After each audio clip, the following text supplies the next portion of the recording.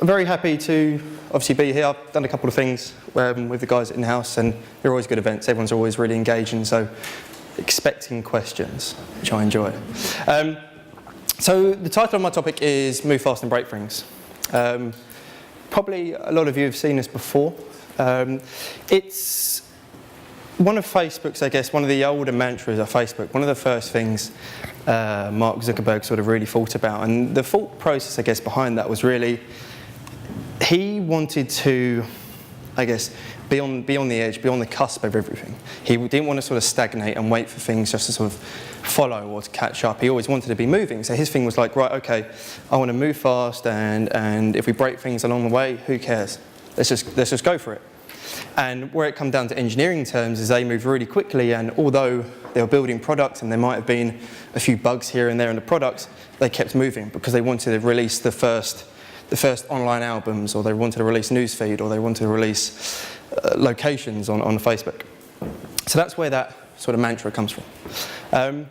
Myself, I've been at Facebook for about 1.5 years now. I am looking after, basically building a brand new team of cybersecurity engineers here in London. Before that, I was working in like an engineering / sort of sales type job with Facebook marketing. So my presentation, is obviously Move Fast and Break Things, and it's really going to, I guess, talk about how we can, I guess, build and really, I guess, apply this in a recruitment terms. How do we move fast? How do we keep going? Why the things that are getting in our way? Why are they getting in our way? And how can we sort of, I guess, calibrate and slightly move to the left and get around them? And this has really become quite, I guess, really relevant to me recently, moving into this new team. Basically, I've got no one in, we've never done this thing before in EMEA. All of the people are in the US, and I'm having to build everything from scratch. So it's like hiring a startup. And that's going to be sort of some of the things I'm going to hopefully speak about today. So this is something I really sort of live by, and I guess Facebook lives by as well. And something that's really, really become like exceptionally relevant hiring this brand new team. It's great applicants. I like great customers. If you remember back in agency days when you were you got that hot lead in, you'd strike when the iron's hot, wouldn't you? Really cringy saying, really, really cringy. Some of you are probably like, oh, I remember those days. But I mean, it's quite relevant, right? It's really relevant now. In in-house recruitment, I mean, it's exceptionally competitive, Mr. Sherlock. And you've got to move fast. You've got to be on top of the competition. You've got to be, these candidates you're looking for, maybe they don't know you exist. The candidates who I'm hiring for now, these sort of cybersecurity unicorns, I sort of contact them and they think, oh, I never thought of Facebook. I never knew they had a team in London. So I'm missing out on these candidates because they're going to like Google, Twitter, Microsoft, Amazon, companies like that, because they know that they're a security company. They know that they do security. They don't really think about it with Facebook. So I've got to be really quick to get in there and beat that competition. So, and this goes, I guess, along with some of the other things. It's you got to be quick. You've got to be efficient. You've got to be relevant, and I guess really being there for your candidates, right? Having that good candidate experience along the way. And as I said, we really try and maximise this at Facebook, and I mean 9 out of 10 times it works. Doesn't work sort of all the time, but usually it's a fairly positive experience. And this can be, I guess, from a number of things. Whether that's when a candidate sort of arrives at the door and they come in and they're sitting in reception, they're not sitting there for 20 minutes or 15 minutes, you're picking them up on time. You're checking, okay, do you want to drink first, or do you want to go to the toilet, do you want to get something to eat, just being sort of accommodating, giving that good candidate experience. But then you can go sort of on the totally flip side, which I think sort of we really try and sort of push ourselves here at Facebook. And I guess one of the things I did, it was a few months ago now, there was a candidate we had from a very, very well-known mobile gaming company who we flew over from Barcelona, sort of put in a hotel for the night as he was interviewing, quickly ran down to his hotel. I see someone smiling back there. At his hotel, and had like a little bag of candy there for him. And he sort of the next morning was like, oh, that's really cool, thanks for that. So that's sort of, I guess, one thing. And another thing that happened as well, you could take it sort of either way, but a candidate basically turned up for an interview. I got an email saying, oh, so-and-so is in reception. Why are they in reception? It's a phone call interview. And the hiring manager's not even here in the office. He's like all the way up north. And we're like, crap, this candidate's come all the way into the office to come and meet this person. He's obviously just hasn't read it. A lot of people, I had this again a few years, like years ago. I think I said to the candidate, oh, your interview's over the phone or your interview's tomorrow, you can go home, and it was a bit sort of embarrassing. So what we did instead, we sort of thought, okay, what can we do? Let's find someone else who can do a very, very similar style of interview. Let's carry on, let's find a room they can do it in, let's make sure nothing is amiss and the candidate thinks it's all the same all the way through. And it's stuff like that, although it seems small, it can really, really sort of make a big, big difference. I mean, a lot of the things I'm going to talk about like today is, they're not revolutionary. I hope they're not revolutionary to a lot of you. It's a lot of stuff you guys should be doing anyway. But it's really about taking what you've got and maximising the impact of that with little effort. And these things don't take big effort. They're just things just to think about, broadening your horizons. What else can I do to make that candidate experience that little bit better? And I think another thing, I guess, what sort of I do and the team do, we sort of go through our own process, right? Apply to the jobs yourself. Send yourself sort of invites to interviews. See what they look like. Is the formatting right? Is it relevant? Is it up to date? The amount of stuff I've seen sort of in previous companies when we'd send a candidate like an interview pack of where to go, and half of the links on there are expired and they don't even exist anymore, and they're coming back to me saying all these links are broken. Well, you need to sort of be updating that quite constantly. And it's those sort of little things that we really need to maximise. So this one is always a funny one. Be the advisor and advise. So as I mentioned earlier, I'm sort of building this brand new team. All of my hiring managers are in San Francisco, 9 hours behind. Don't really have much experience of Europe. And I think a lot of us are under the misconception that hiring managers know how to recruit and know how to interview, know about the process. Well, realistically, they might not be confident. They might not have that experience, and we need to sort of think, okay, how can I help and advise this hiring manager? And the thing was, with this American hiring manager, we've recently sent an offer out to someone. I said, yeah, the start date's in January 2018. He was like, what? January 2018? That's 3 months ago, 3 months away. I said, yeah, well, usually it's about 4-week notice period. This guy's got a 3 months notice period. He's quite senior, and he sort of couldn't fathom that this guy had a notice period. Because in America, some of you may know, you say I'm leaving, a couple of days later you're starting your new job in a different company. And although that sounds sort of silly and quite basic, it's sort of, okay, actually saying, look, this is how things work in Europe. This is how things work in recruitment. This is what we do.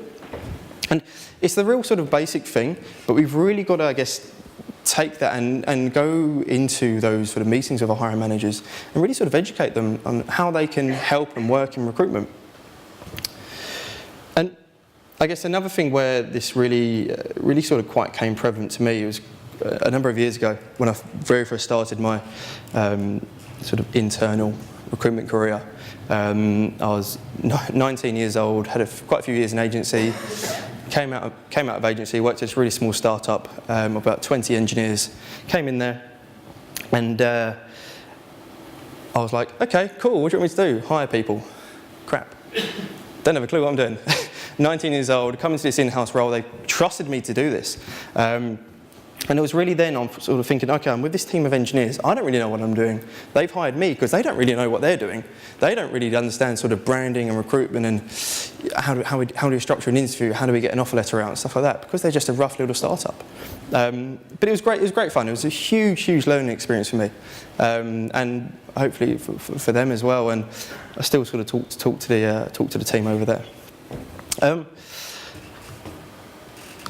And it has its benefits, right? Because if you really sort of take the time to go through with the hiring team or whoever you're dealing with and really sort of advise them on how sort of recruitment should be and how we should shape it, you build that relationship, right? You're not just that person on the end of an email. You're actually there offering genuine sort of human advice. And you build that relationship, and they actually end up liking recruitment. They feel like they can make an impact. They feel like they can put ideas into the mix that they can then use in their practice.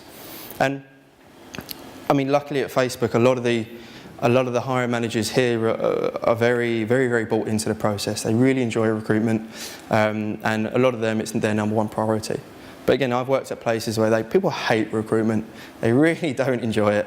And it's, I guess, trying to sort of overcome that and saying, look, you can do this, you can have this impact, and then hopefully they will enjoy it, rather than, again, them just seeing it as like a HR function. It is actually, recruitment is a bigger piece to the pie kind of thing.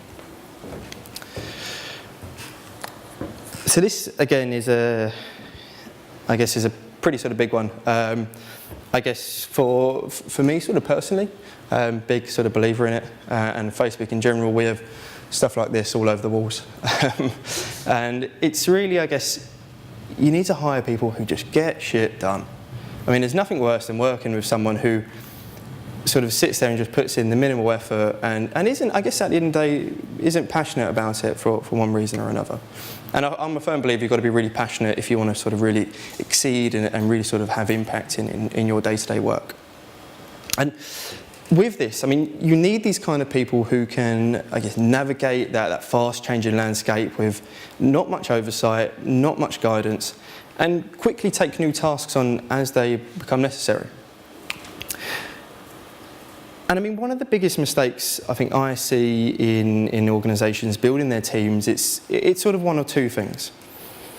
One of the things, it's they look for someone who's overly sort of multi-talented. So, again, when I was working at the startup a few years ago, it always stuck in my head, and it's really relevant to this. A hiring manager was like, yeah, we need people who get stuff done. I want a Java developer who can build Android apps and has a finance degree.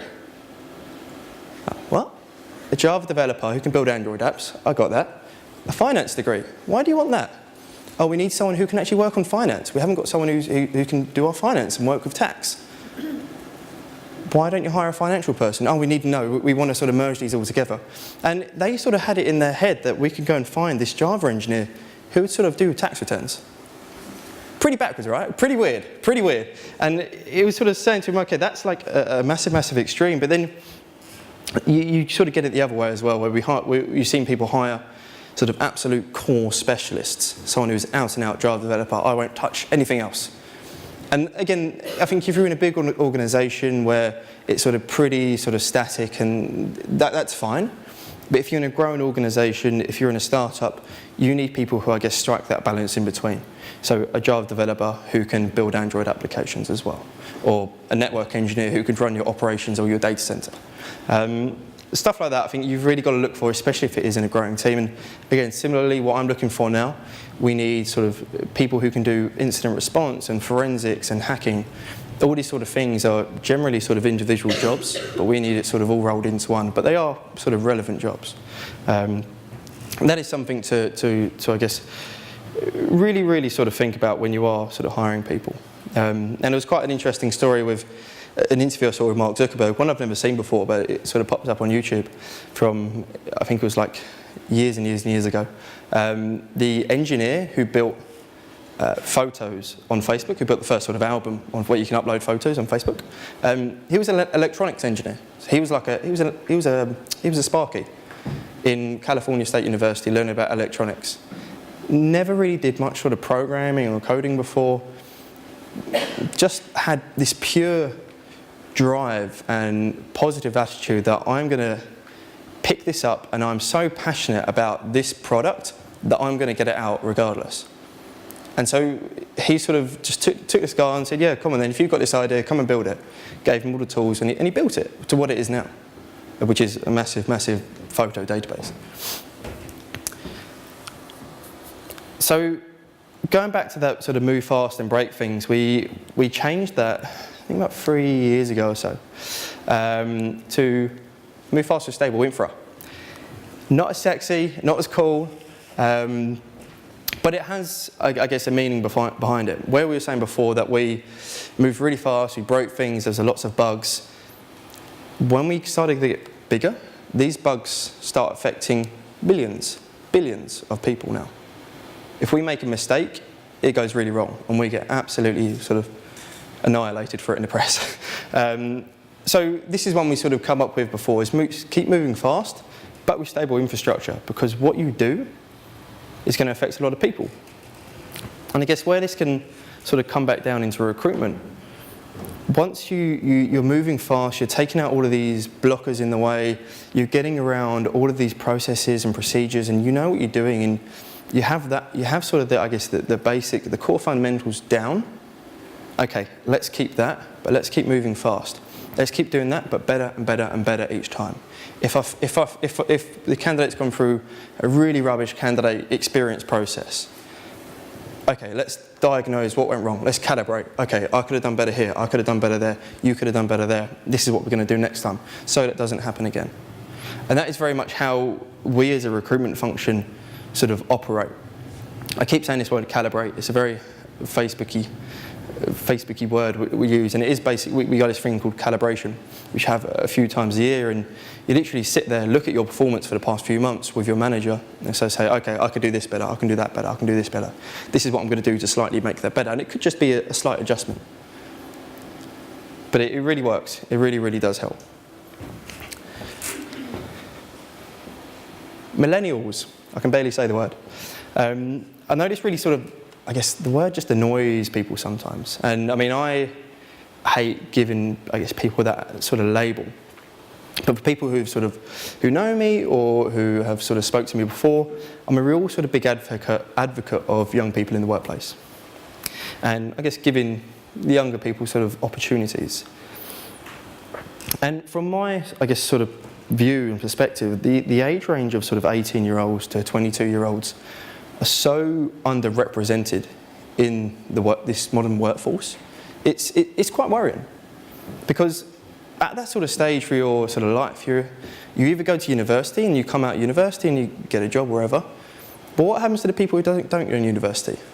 Where do they go? What do? Do they end up working in a really lame sort of 9-to-5 weekend job and not really find anything? What can we do? And this is quite an interesting one. That by 2030, 75% of the workforce is going to be millennials. So the future's here, and if we're not working right now to, I guess, help educate that future workforce, what's going to happen? What's going to happen? We need to change our recruitment strategy. We need to work, okay, if everyone is going after these top university graduates, what are happening to the really intelligent people who just don't want to go to university? What's happening to these people who are at home coding, programming since the age of 12 years old, and they get to, 17, 18 years old, don't fancy university? Where are they going? What are they doing? How can we sort of, I guess, tap into this? So, I'll come back to that in a bit. So, I speak to my parents, my friends, my family, and I guess they really just don't know what I do or what Facebook does. And I guess a lot of you from sort of, you probably have the same experiences. People just don't understand what your sort of business does or really what you do. So it got me thinking about people and their perception on businesses and what people think sort of organisations do. So if anyone's seen this before, don't give it away. I'm going to put up a few logos. I'm going to try and guess. Well, if anyone can sort of guess what these are, then just sort of shout out. So it's a good one. I take it people hopefully know what this is. Fingers crossed. What about these two? People, Instagram and Messenger, yeah? What about these two? WhatsApp? Anyone? Oculus. Boom. So the in-house event, the in-house live, there was an Oculus one. I think Reed had it, an Oculus running. So that's the Gear, the VR headset. We actually, yesterday there was a press release, Mr. Zuckerberg stood up on stage and released a new version. Basically the version we have now is you plug it into your £2,000 computer and it hopefully works. Releasing a new one next year that you don't need a computer and it's just a wireless headset with wireless sticks and stuff like that. Really, really good fun. What about these two? No? These two? These two?